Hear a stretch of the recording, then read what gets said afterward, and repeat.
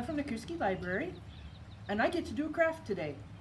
Last week before last, at Farmer's Market, a lady gave me a handbook of arts and crafts, and I was looking through it and I found pulled string design. And I've seen this done on Pinterest and Instagram, Facebook, and I thought it looked really complicated. Well, it turns out it's a whole lot easier than I thought. I used cardstock. It will work on plain paper if plain paper is what you've got.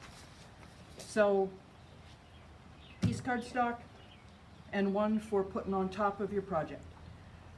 You need string, and I discovered that yarn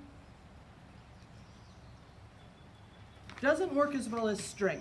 I'll show you why later. There's no definite length for the string. The more string you have, the cooler your design can be.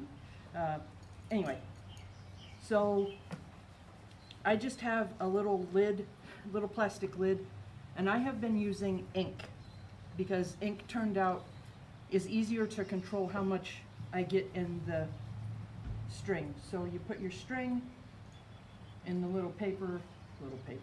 little plastic lid, and then just kind of mush the ink out, string inky, and just kind of smush, smush, smush, roll it around, smush it around.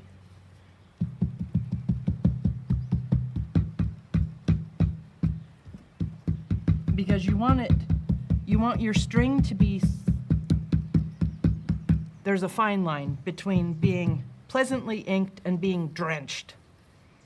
And I may have crossed the line here. But anyway, so you get it nice and colorful, and you can tell if you have any white spots. And then you unravel your string. And if you are shooting for the calla lily design, this is how you lay out your string. If you don't care, you can do whatever you want, which is what we're going to do anyway. So just for point of reference, we are going to actually lay it out like it shows, and we'll go this way, and we'll go that way, and that way, and this way, and that way, and that way, and that way, and set it so that it comes out the bottom. Now we reach over and snag our extra piece of cardstock and lay it on top, and just kind of, oh yeah, look at that. And just kind of mush around, mush, mush, mush. And then keep your hand on it gently, and then we're going to pull the string out the bottom.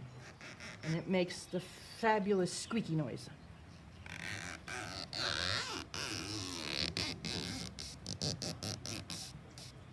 Zoot! Out the back. And then we ever so carefully take it apart. Ooh. Ta-da! And you get two. And you get two, because if you just, yeah.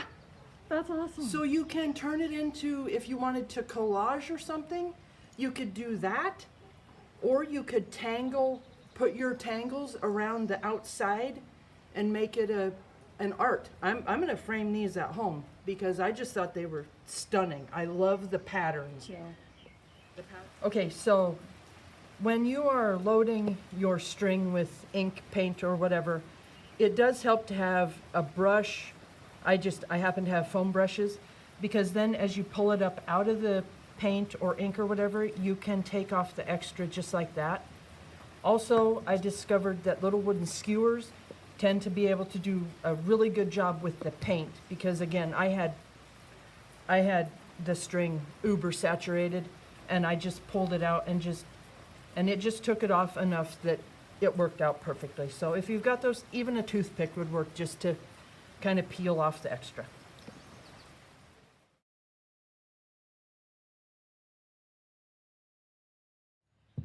I tried poster paint from the grocery store. I used gel food coloring. The only thing I found with the gel food coloring, this is my sample from last week. I did this on Sunday. It has still not dried. So just be aware of that. Here's the ink. so I did black. I thought it was beautiful. So then I had to try blue. I like the blue. Then, and you saw the food coloring. Well, I was sitting there in the house after I had talked to April, and she was suggesting some things, and I thought, why not coffee? You can see the delicate shadow. That's a plain cup of coffee. I soaked the string in it. I decided that wasn't nearly bold enough, so I dug around in the kitchen until I found a can of expired instant coffee. I added the instant coffee, hence we got better color. If you don't have cardstock, you can use plain paper. It does work. This is just the paint on string. I thought that turned out very nice. And now I will show you my first experiments, which were interesting. However, they did not achieve the results I wanted. The first one, I may have overloaded the yarn, and I used yarn. Turns out yarn is not something. It shredded my cardstock. So I'm thinking, what'd we decide? That the texture might be a little wonky. Plus, again, apparently I was overloading the yarn with paint. That holds a lot of paint. This one turned out a little bit better. However, if you really want it to work, cereal boxes. Cereal boxes work great because they are tough, and you can do all kinds of stuff. But anyway, that's pulled string design, great fun, and I'm the world's messiest human and did not get covered in ink, paint, gel, or coffee. So there we go. If you decide to try this, make sure to let me know how it turned out and send me a picture. Tag us on Facebook, Instagram. Let us know how it went. Thank you very much for watching.